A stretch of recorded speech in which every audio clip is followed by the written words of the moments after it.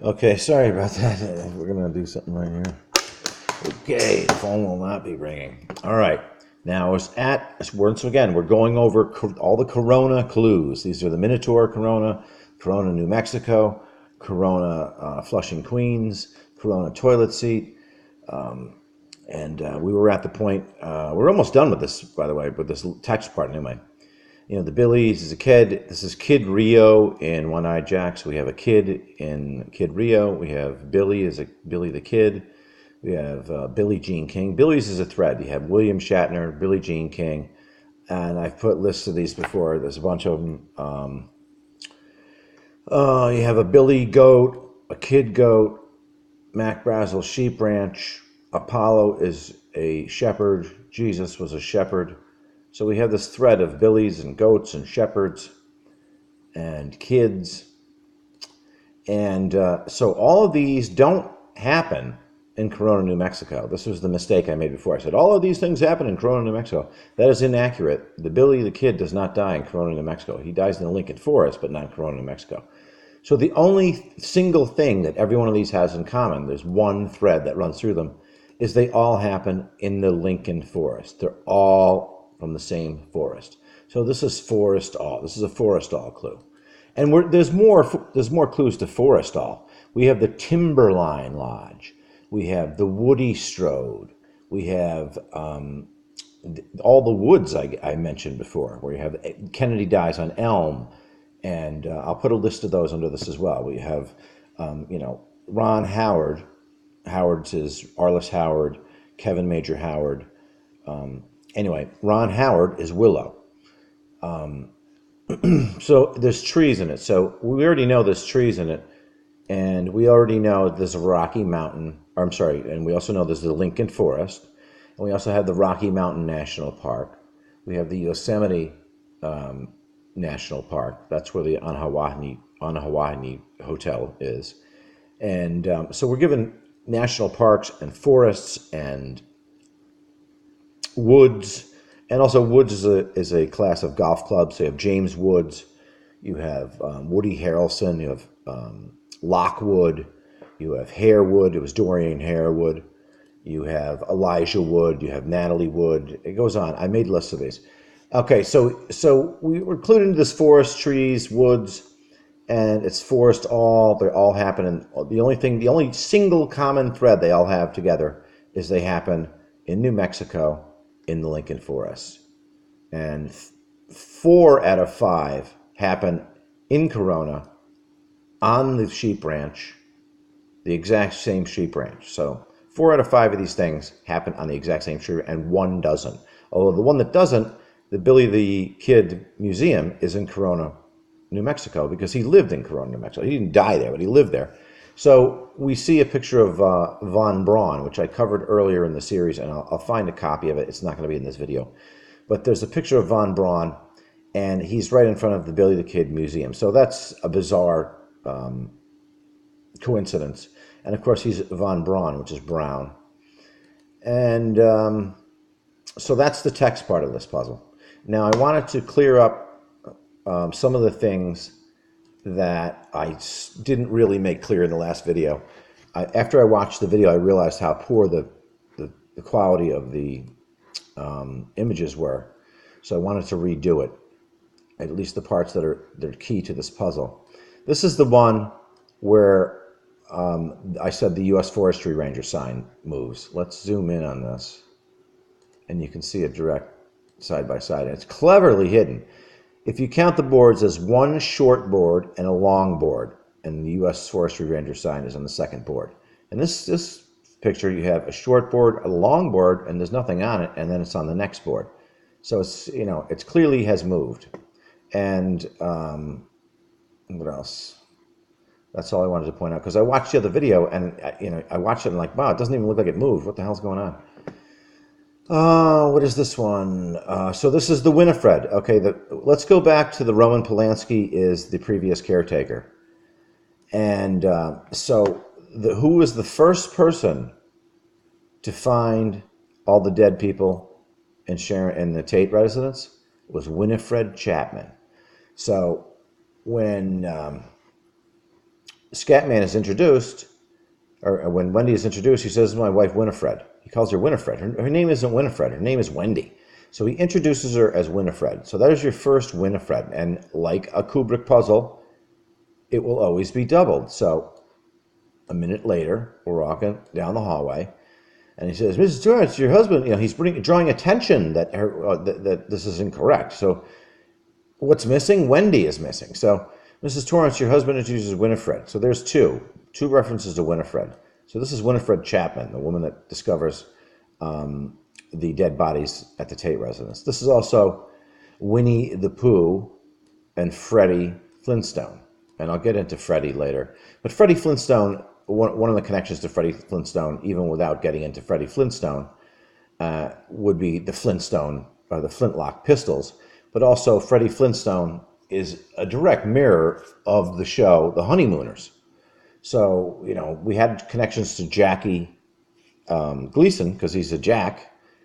And so Gleason is in it. And of course, we have the Gleason's map. So, this thing is so woven together. So this is Winifred Chapman. She's the first person to discover all the dead people at the Tate residence. This is the zebra carpet. This is this man right here dresses and physically looks a lot like Roman Polanski. He's even got like a little bell-bottom shoe. He looks like Roman Polanski.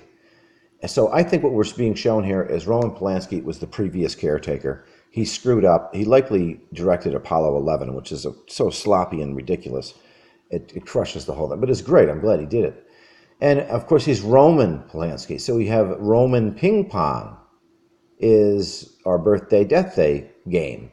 We have cards, and we have chess, and we have billiards. And in this case, we're talking about Roman Polanski. He's Ullman's assistant. So Ullman is Kennedy. We already know that. And this is Ullman's assistant, and he's pissed off through this whole scene through here. And when Ullman tells him to go get the luggage and put it to the room, he's like, "Fine," and he huffs away. So he's clearly a passive aggressive. He's a previous caretaker. He's been ousted. He's out of his job now. And here comes Kubrick. He's the new hot shot in town, the one-eyed Jack. So call me crazy. I don't care. This is Roman Polanski. This is the zebra carpet. This is the Laurel Canyon Overlook Hotel burns down.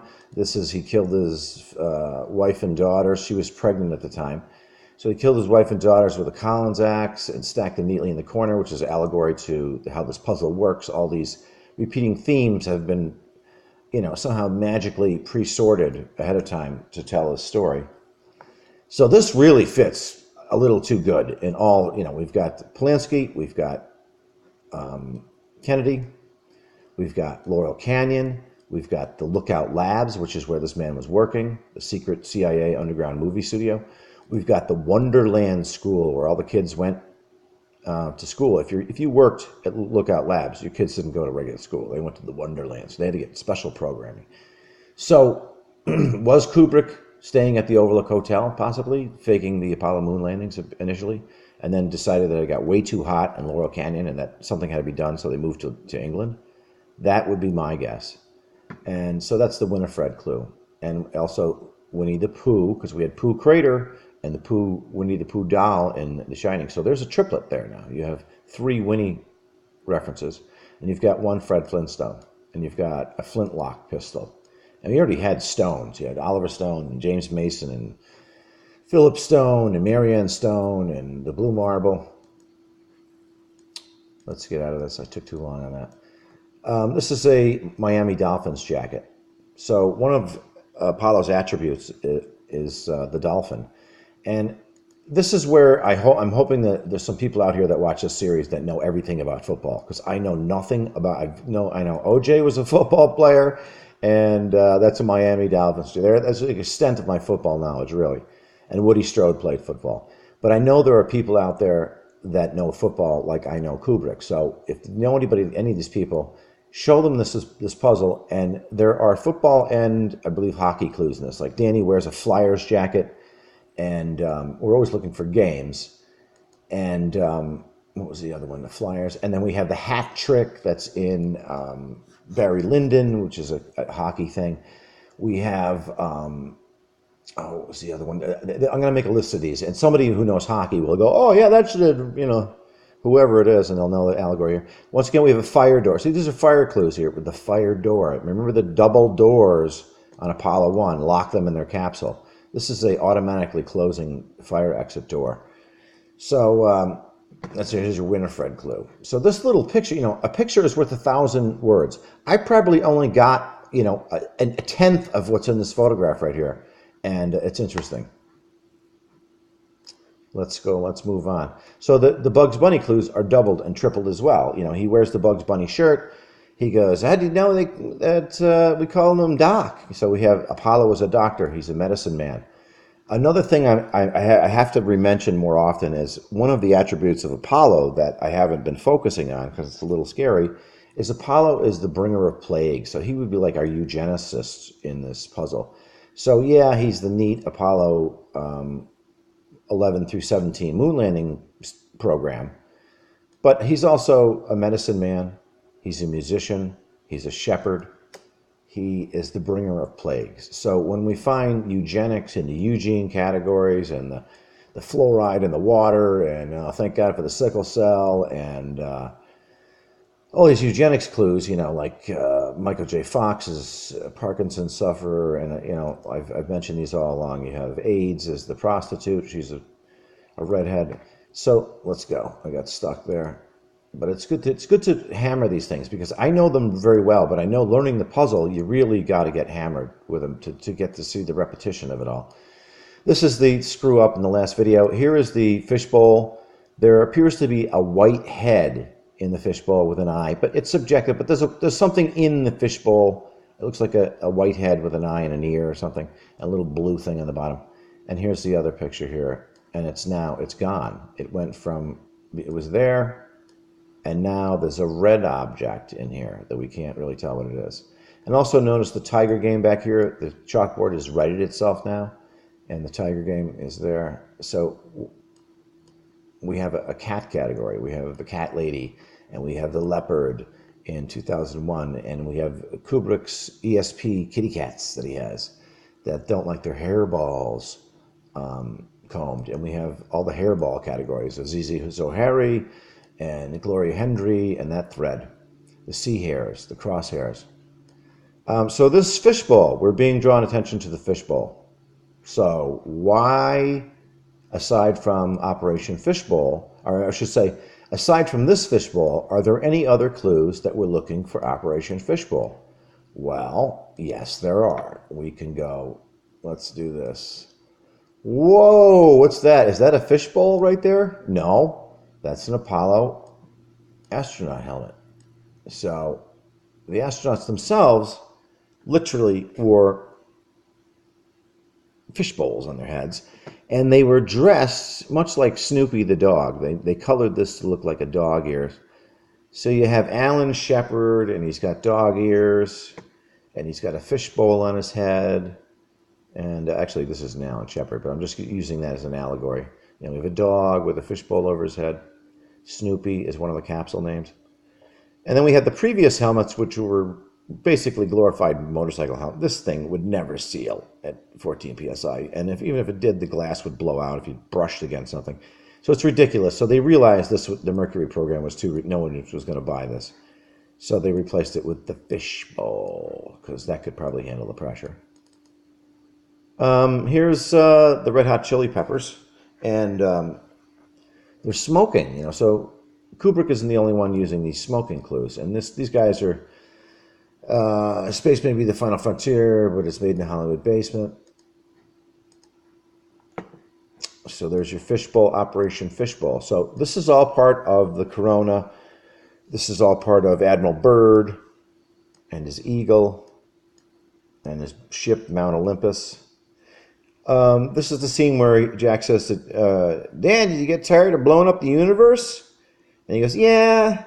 Now, there's no video games in The Shining, so the video game is missing. And this is a reference to blowing up the universe. So Operation Fishbowl was all about blowing up the universe, apparently, with the Thor missile, Thor's hammer. So we had Hammer, the vampire movies with Christopher Lee in them. They're always the Hammer movies. We have the hammer drop on Apollo 15. We have the Collins axe. We have the Corona Axe and Hammer Company. We have the Collins brand axe, just like Michael Collins, the whiskey. So we have Operation Fishbowl. We have two references. Jack says, Danny, did you get tired of blowing up the universe? There's no video games in the games room. And by the way, it's the games room. So we're not, inventing that, it could be based on games and darts and everything else. No, he's giving you the games room and the story room. When he goes into where the food is stored, he calls it the story room. So this is a reference to Operation Fishbowl. So this is Kennedy trying to blow a hole in the dome. And they're wearing a fishbowl. I mean, think about that. This is Stanley Kubrick. We know Stanley Kubrick did this. We know. We don't have to wonder anymore. We know. Are you tired of bombing the universe? So Kennedy's trying to blow a hole in the dome. He found the matches, and he tried to burn the overlook down. And you're not alone in the hotel. There's a crazy lady in room 237. So there's someone else in the hotel with us. This is another doubling thing I found with I had to show the double bear ones. I showed the double turd rocks.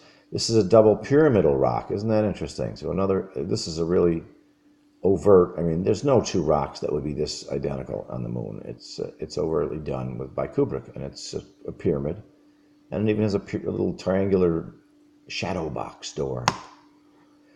So what was I going to talk about on this one? He seemed like a completely normal. So he's crazy, but he seemed like a completely normal individual. And there was something else I was going to show in this, and now I don't remember what it was. But let's skip it. Oh, I know what it was. Okay, in the previous video, I said that there was an eagle on the shelf behind Barry Alman's head, and I thought there was, but when you actually watch the clip, there's no way it could be here. I mean, look at the size of this thing. You would see it at some point. It's not here, and then he moves his head to this side. You don't see it over here. So the eagle disappears in this scene as well, and it disappears in the scene where Jack goes to mess with the radio. So this is a clue to, the Apollo 1 crew, right before they were burned, the telephone went out and the radio went out. And then they were burned to death. The first deaths, public deaths. Of course, there were lots of other deaths in the mission. Let's go to this. Here's a Winnie or Freddie again. So now we have Winnie the Pooh. We had, are you a Winnie or we had Winifred, which was Winifred Chapman from the Polanski murders, and we had Winnie the Pooh and Freddie Flintstone. Well, now we have, are you a Winnie or a Freddie? So there's your Winnie the Pooh, and there's your Freddie the Flintstone. So now we have it, and it's doubled. This is the second time we've heard this. So if you think it's a clue, it'll always be doubled.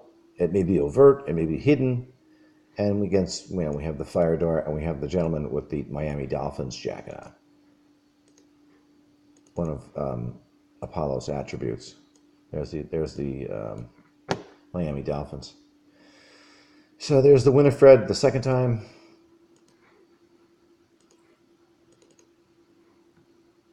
I try to blow up the universe. And this is, I would say, let's call this foreshadowing. Let's call that foreshadowing. So I had Woodrow Wilson, the man that sold us down the road with the IRS and the Federal Reserve. And you have Woody Wilson Strode. And you have Adams Golf, Ping Golf, Head Golf, and Wilson Golf. Wilson tennis rackets, Wilson baseball bats, Wilson gloves. Could it be possible that Wilson is part of the whole puzzle? I would think you'd have to be brain dead at this point to not see this, of what this really is. It's another alchemical movie. Like I said, this is a language, and it's being used by lots of directors. And I still don't have a firm answer on the hypercube thing, so let's just put that on the back burner until I have more definitive stuff. But it is fascinating. It definitely has some hidden meaning. And and back to the bull thing. So Ken Kesey, this is a tangent to this so far. This is a complete tangent now going on, and that's really why it's so hard to explain this stuff, because it's all tangent. It's like writing War and Peace in a bumper car in an amusement park. So we have the bull category, and we have Ken Kesey is the man that writes One Flew Over the Cuckoo's Nest. and it's about mind control, and then we have connections to Salinger and MK Ultra. We have Danny exhibits all the signs of an MK Ultra kid, and so we're given the bulls. So where do the bulls? Part of the bulls come from MK Ultra and tests they did on bulls, where they implanted things in their heads to control them. So the oligarchy really wants to get a chip in your head. I mean, they're trying to sell it now, like, oh, you need to become a transhumanist, and we're going to install a Pentium up your ass. You don't want this, because the ultimate goal of this right here is control of the human race through electronics. Delgado has remote control of the animal. Recently released CIA documents refer to the feasibility of remote control of animals, and that special investigations will be conducted toward the application of selected elements of these techniques to man. Okay, so that's interesting. You know, we have the bull connection to MK Ultra. We have Ken Kesey, he writes One Flew Over the Cuckoo's Nest. We have Kirk Douglas, he's the first McReady ever on Broadway. He buys the rights, and he sells them or gives them to his son. His son makes One Flew Over the Cuckoo's Nest, and so that's our Cuckoo Nest connection to the bull. And basically, this is really what they want to do. They want to get a chip in your head so they can control you. This is sort of like a connection to THX 1138, the first movie that Spielberg makes, and it's basically a Brave New World on the next level. And you know, you have Duvall, of course, Bobby Duvall, and Bobby Duvall is talking to the computer, and he says, I had to take some Panura last night, and the computer's like, ooh, wonderful, how does that make you feel? And it's just like, this is where we're headed, you know. So, and that's the end of, I'm going to call this 36 and a half because of the phone call, you know. And of course, it was a freaking telemarketer, you know. I just wanted to kill them. And aside from that, though, have a great day. Bye.